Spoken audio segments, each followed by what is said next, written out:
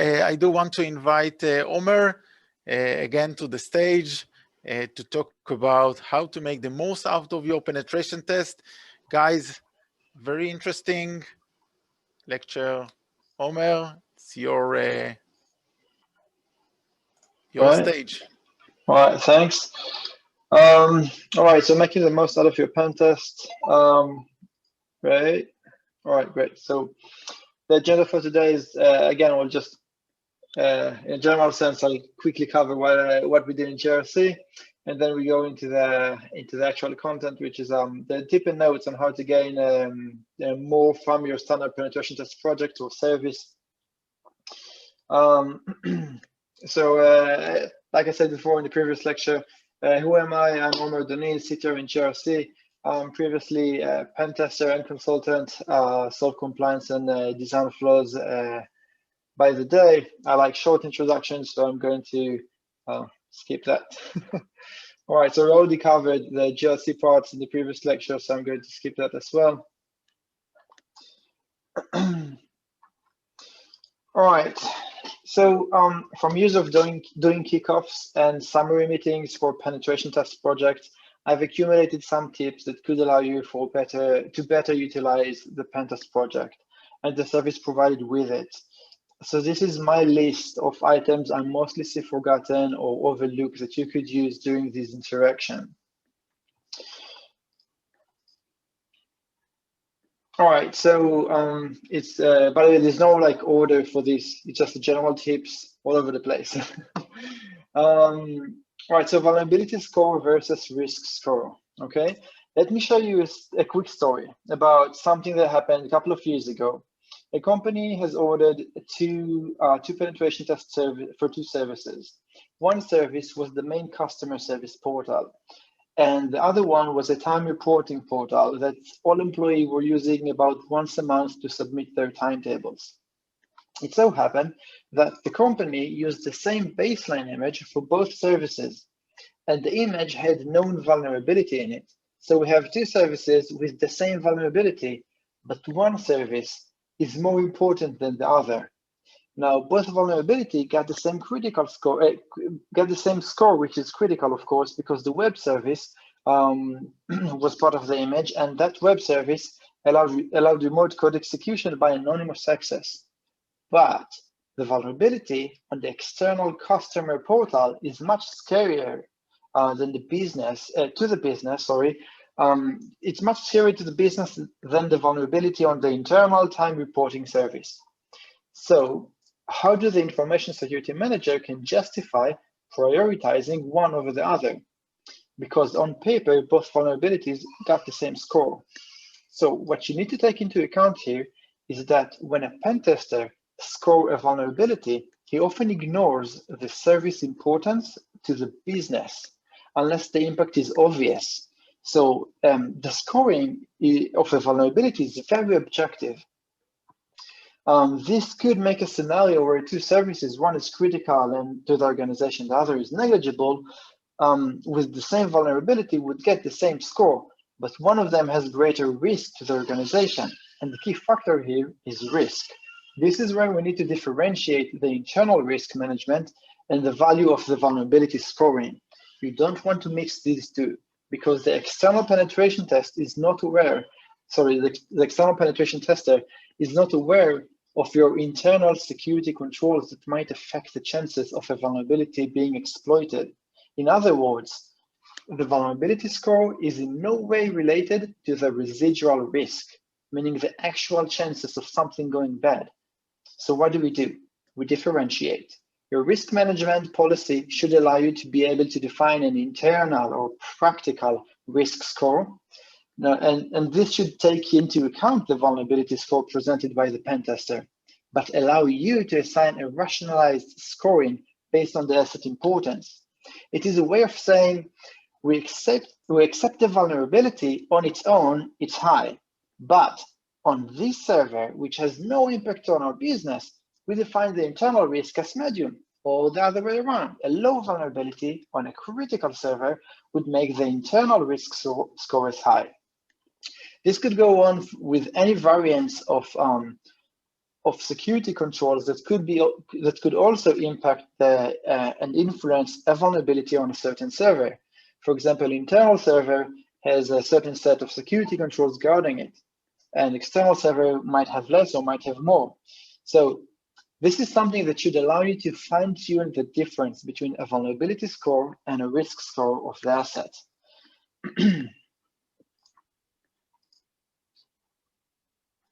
Right, so, and that leads us to the next item, which is the vulnerability score. It can be discussed, right? It's not something that is written in stone. We can talk about it. There are several methods to score vulnerabilities, and these are all tools that meant to quantify something that is a security gap. So most of these methods, what they simply do is they divide the vulnerability into certain aspects, and that makes it easier to quantify the value, right, of a security gap. So this means that if you disagree with the scoring, you just need to point out which values are miscalculated. Now, in most cases, customers might not know how to approach the scoring methodology, but they still disagree with the general scoring. We, of course, help offer with putting this opinion into calculator and see how it reflects. But you got to remember that the final decision is reserved for the one who's signing the report. Okay, so that in most cases, that is the pen tester. With that said, we still need to remember that the vulnerability score does not reflect the internal risk score. So claiming something like there is no damage to the company if the service is abused makes no sense, because you cannot say that, but you can say that on all the vulnerability that will be found on an asset, but if the asset has no impact on the business, that raises the question of why did you even bother running a pen test on it at all? Yeah, so that is the main concept from changing a vulnerability score. You can do it, it's negotiable. You got to remember that the final say belongs to the pen tester, because he's the one signing the report. It's his report, not yours. All right, great. So now let's start with a quick run on the difference between the setups for a pen test. So we have three types of pen test setups: black box, white box, and gray box. The difference is that black box, the pen tester knows nothing except for scope, right? It's something like do everything you can, but don't go outside this URL. Okay, so it's very limiting.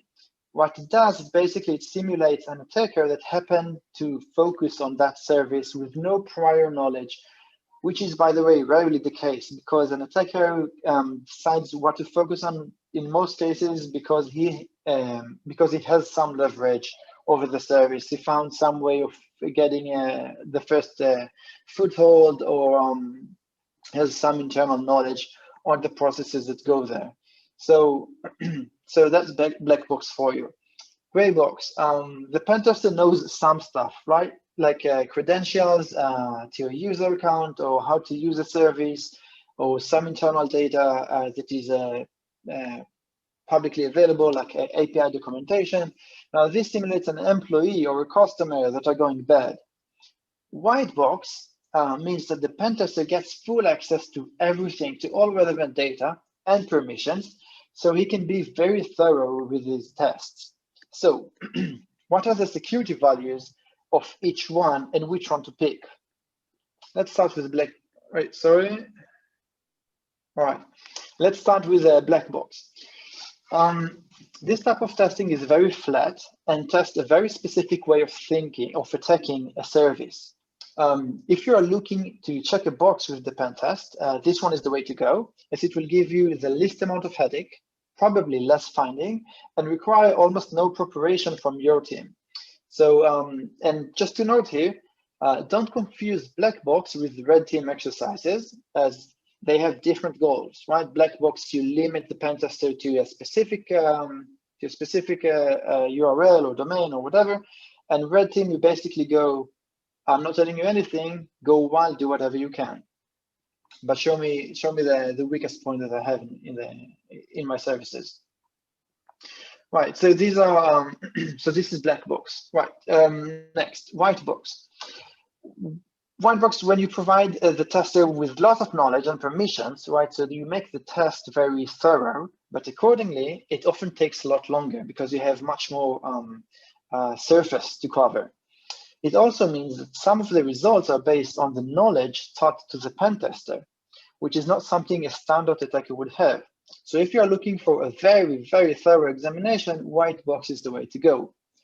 Gray box is the compromise, right? The best of two worlds is the right solution in most cases, as it will provide you a solid review of the system where the pen tester simulates anonymous access and user access and registered user attacks, and and he will need also to spend some time on information gathering. So you kind of get the best of everything. So in my honest opinion, gray box is the standard, the most obvious and easiest solutions. But again, each aspect has its own benefits, so choose accordingly. Right, so the next one is focusing the pen tester. You know your business better than the pen tester. During the kickoff meeting, it is common to ask if you have specific pointers that you want the pen tester to focus on.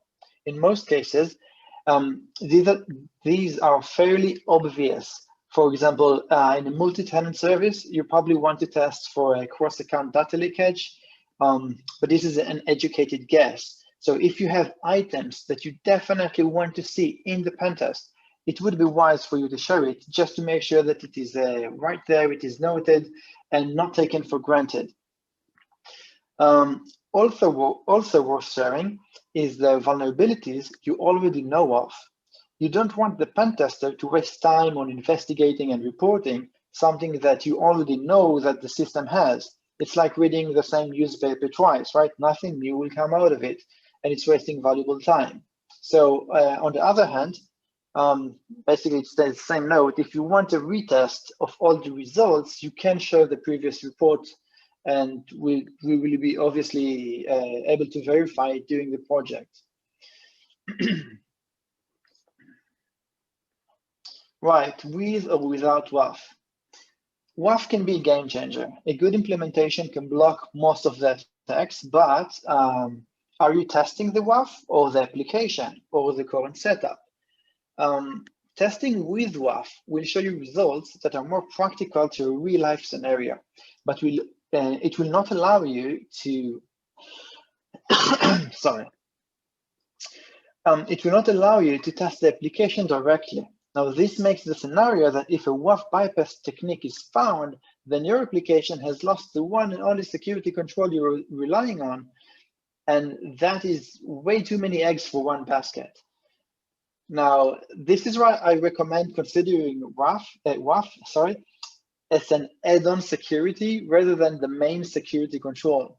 It is good to have, but it is external to the application. So in my opinion, application penetration test should run without a Waff, but use it according to your needs, so as it is very dependent on the scenario that you are testing and the result you are looking to find. For example, if you are looking to find how robust is your service in a general sense, in its own state, in production, then you do want to test it with all relevant security controls that you have in place. And if you just want to test the code, then you might want to skip the Waff and test directly the application itself.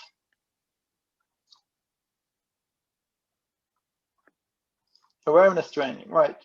So awareness training is where we test employees' awareness. And to test employee awareness, you need two main things.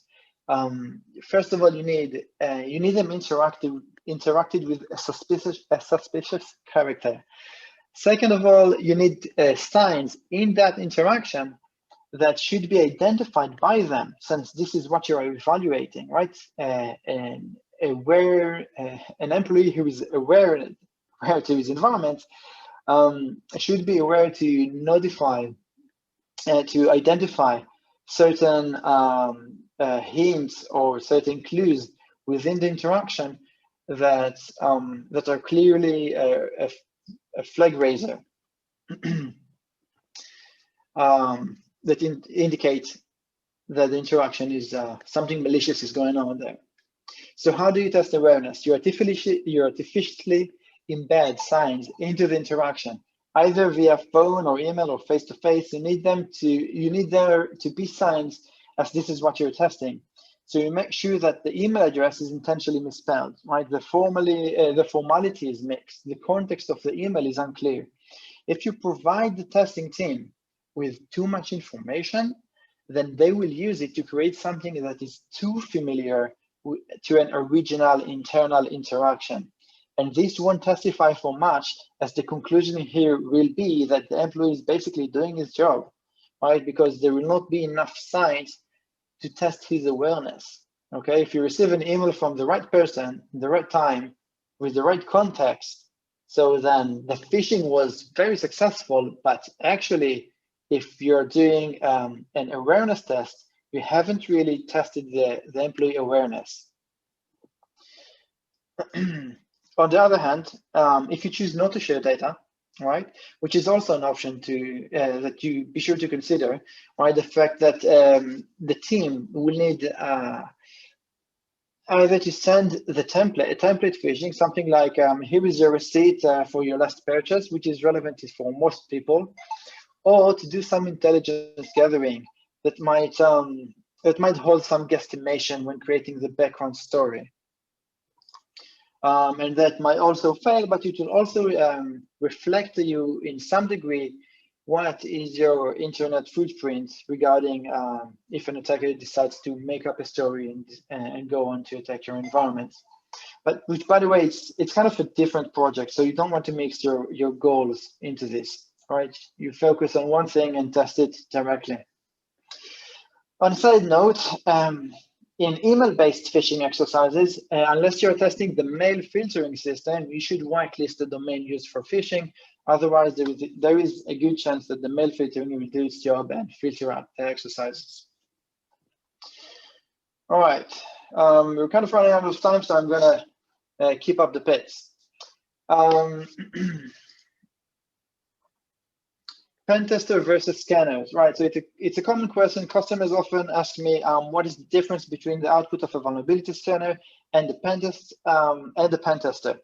So, like, don't they do the same thing? I'll keep it short. A scanner is automated, quick to cover, and not deep. It is good for when you got a wide area to cover and not afraid of false positive. Scanner does not test for logical malfunctions. So that means that if you have a web server or web interface that says, put operating system commands in the parameter and mark them with the $, a scanner would not understand the vulnerability in it. A pen tester, on the other hand, is human, and he got the logic part, but he is single-threaded, so the testing is much slower but deeper. On the other hand, pen tester can run a scanner, but not vice versa. So vulnerability scanner fit better for automated procedures. Pen testers are for critical stages like onboarding, or moving into production, or business process implementation, etc.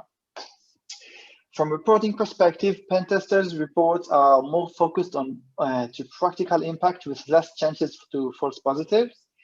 And let me give you an example, just to be clear. Let's say you have an unpatched service in your environment with known vulnerability. Vulnerability scanner will identify the version and report of the finding as is. I'm talking generally, not specifically. Like I know that some scanners would try and go on to do the full exploitation. Pentester will try to exploit, and if it succeeded, it will be detailed in the report. But if it didn't manage to run the attack, for example, like the vulnerable code is not in use, or the current configuration is hardened with a set of permission or whatever, anything that blocks the attack from running. Now, if it didn't manage to run the attack, there will be an informative section to the report explaining that it was found, but without actual damage. All right, so these are the main differences that you would get within a pen tester versus a scanner.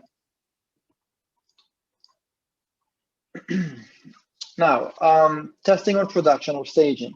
Although most pen testers know how to avoid damage on production environment, we must remember that the pen tester did not create the service, so they cannot predict how it will process different variables.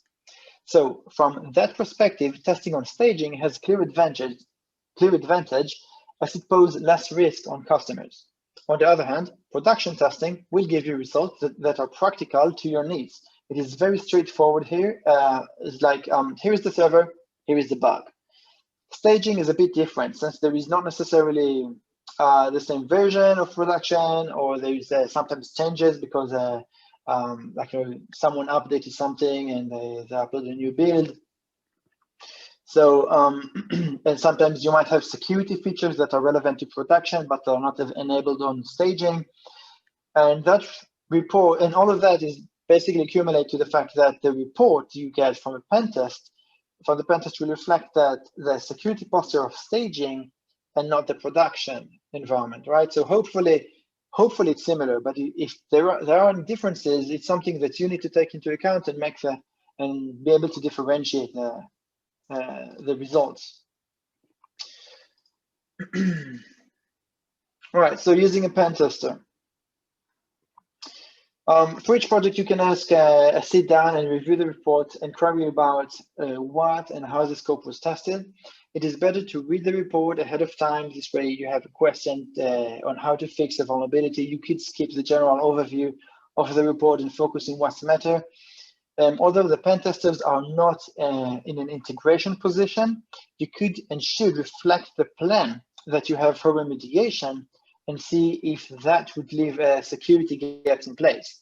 It is more often than not that the pen tester already have a perfect solution for your situation, but he is not aware of the limitations that you have in place.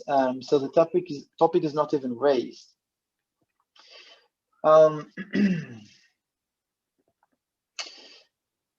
right, I'm going to skip a couple of notes here just to make sure that we stay in line. So there can be more than one meeting to follow up on a remediation vulnerability. And one of the notes that you want to remember that even if a pen tester does not have the right solution for you, he's not working alone. There's a complete company standing behind him, and he could probably put you in touch with the right person to provide you the answer that you're looking for. So yeah, so that as well.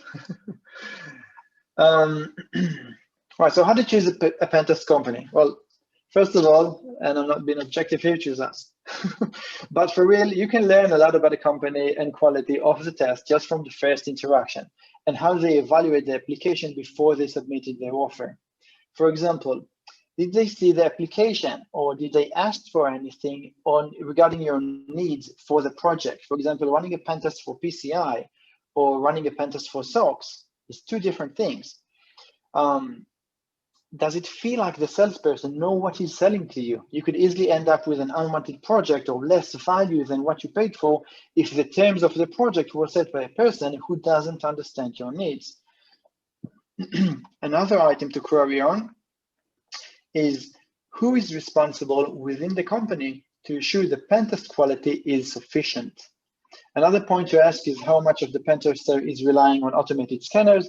Is it a scanner that runs over the application and someone just deletes false positive, or how much manual work is applied to the project? Evaluating a pen test project during the project is pretty hard because you can't overview the whole process. But in a general sense, you can sample the pen tester for relevant input, like is there enough time? What do you think of the system so far, etc. The best answer to value a project, if a project was done, is reading the report. Was done properly, right? Is reading the report and seeing if you can answer the questions of how secure is the system. Right? It's like a final note on what do you know about your system after the pen test is done, and does the report reflect that?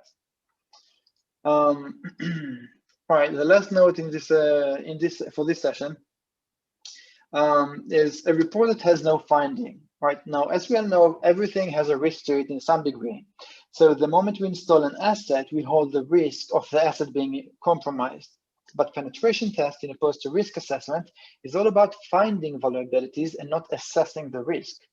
So it is very rare, but in some circumstances, it might occur that a pen test has no findings, and when that happens, you want to see a detailed answers that explain why the application is secure on all fronts and how it was tested.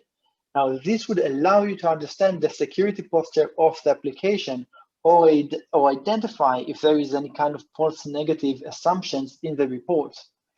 All in all, it's very rare, and I haven't seen such report in years. So